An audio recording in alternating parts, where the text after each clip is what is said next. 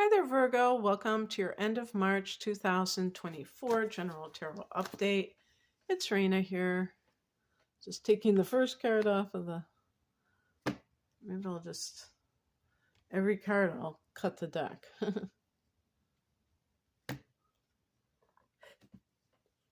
And do the top one. Oh my gosh.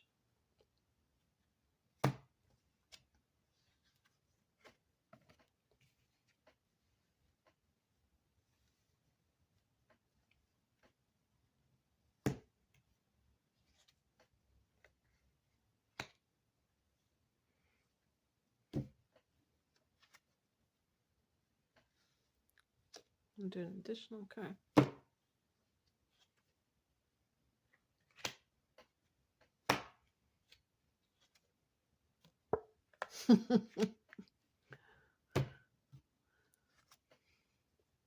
Okay. Well, definitely a lot of, we could say, conflict or mental energy going on. And I guess it's not that unusual because, first of all, the second half of March for you guys, you have the Pisces energy, and of course that's going to carry even past when the sun goes into Aries.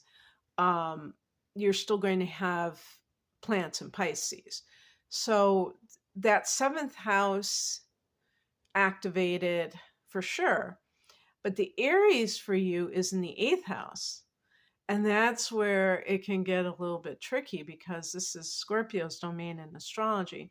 So a lot of things below the surface. I think that's what I would say about the Nine of Swords in particular. But let's start at the beginning. The reason I said I was going to pick one card, but I picked a few other ones, is because when first of all, if I'm doing a reading and the final card is like this reverse card that isn't necessarily something that I want to end with. Sometimes it's just kind of like ambiguous, or sometimes it seems like it's unfinished. So, and just even like if it had a negative tone to it, I don't want to end the reading that way. I want to always be kind of giving you a positive message. So I'll pick additional cards to see. And even if it's interesting, because I had to pick several to get to a card that had, and even this card, the Nine of Swords, is still kind of very rebellious energy. So definitely with this time, you may be experiencing some challenges, and that's just how life is. And life isn't just a big bed of roses, right? The heart of the matter is the Eight of Pentacles.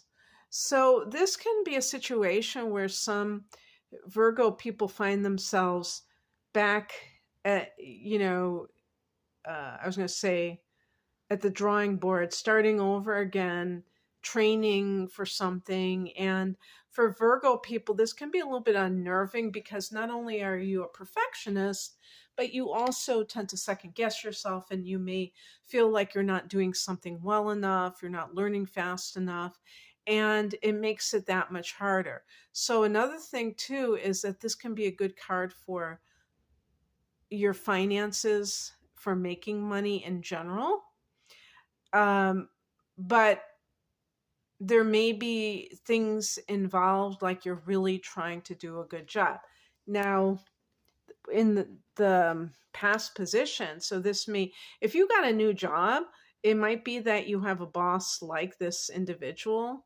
Maybe it's a female boss who's very critical, and so that makes you feel like you have to do this great job, which of course you would do anyway. You want to do it, but that's the thing. It can be feeling like you're under the gun, like you have all this pressure on you, somebody looking at, scrutinizing you and things like that.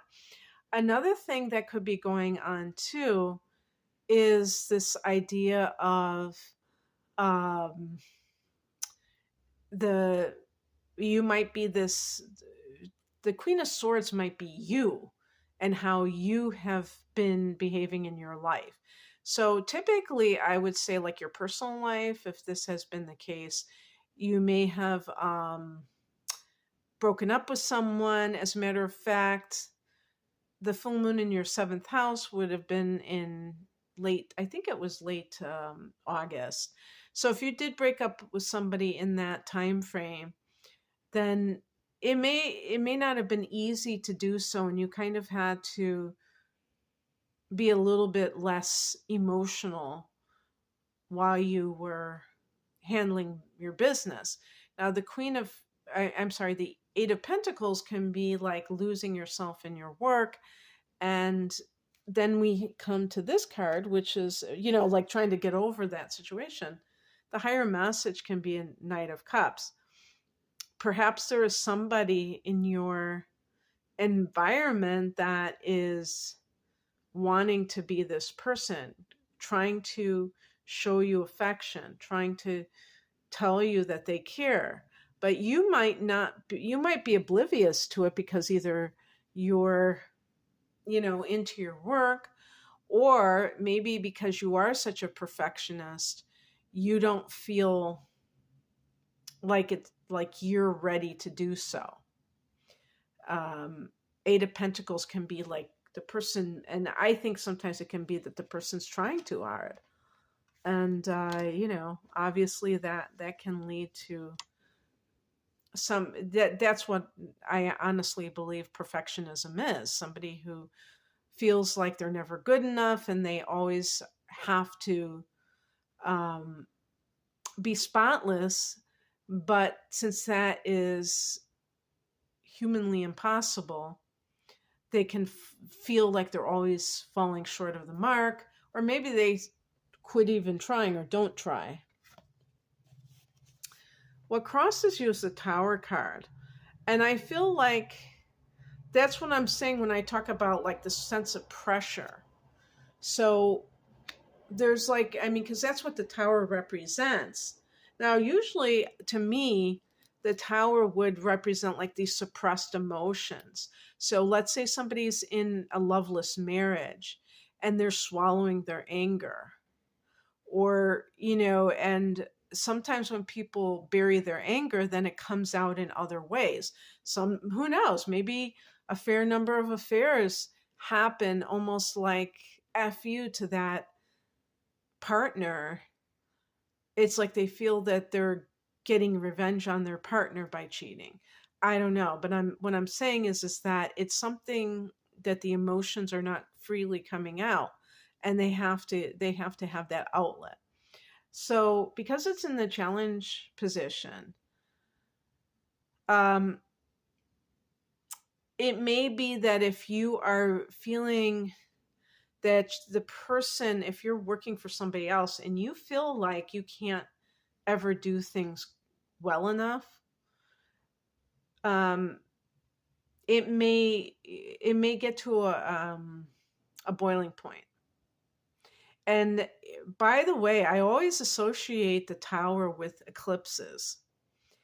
There is an eclipse that's occurring on March 25th, so it's in this time frame. It's going to happen in your second house of earned income in the sign of Libra. So it might be because that can be the eclipse can take something out of your life.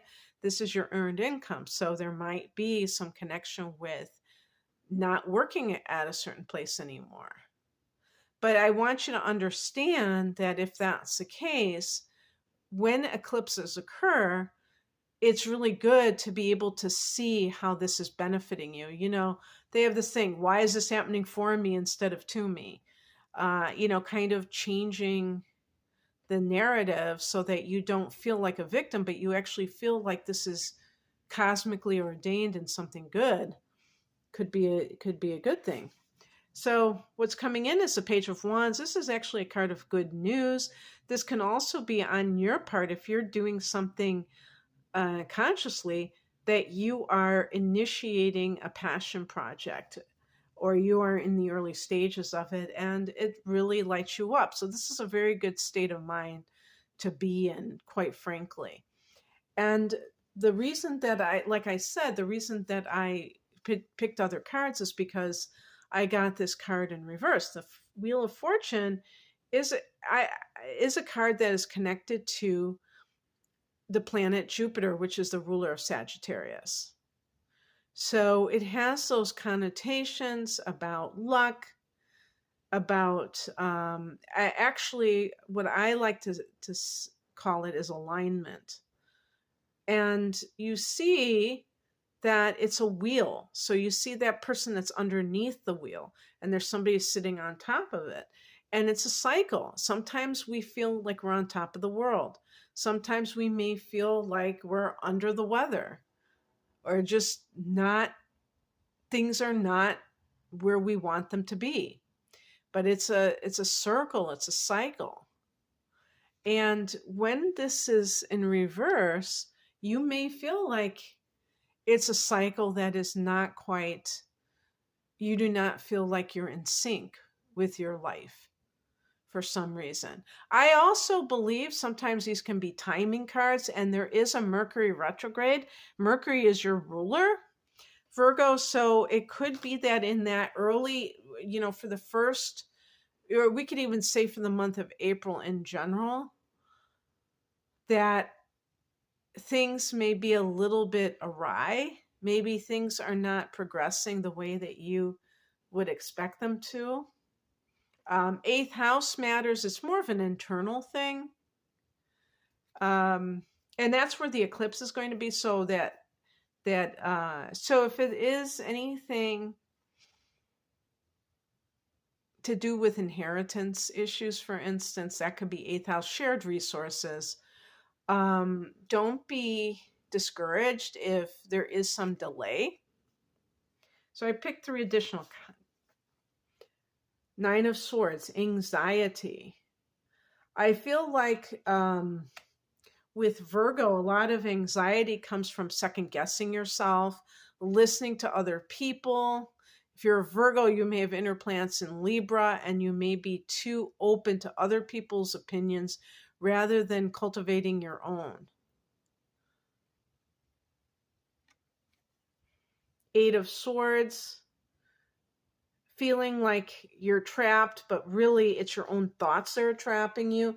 The 8 and 9 of Swords to me have very similar connotations, except the 8 of Swords can be the programming that was placed upon you by others, and you may adopt it, and that's on you. If you're an adult, you have to decide that you are not going to put up with somebody else's projections anymore. And the Knight of Swords, this is a very daring, bold energy. And I think this, you could say too, outspoken. So you may declare your independence in the near future. You may decide that you're done suffering because perhaps there has been someone who has tried to imply that you have to do a certain thing to satisfy them. The queen can be the mother.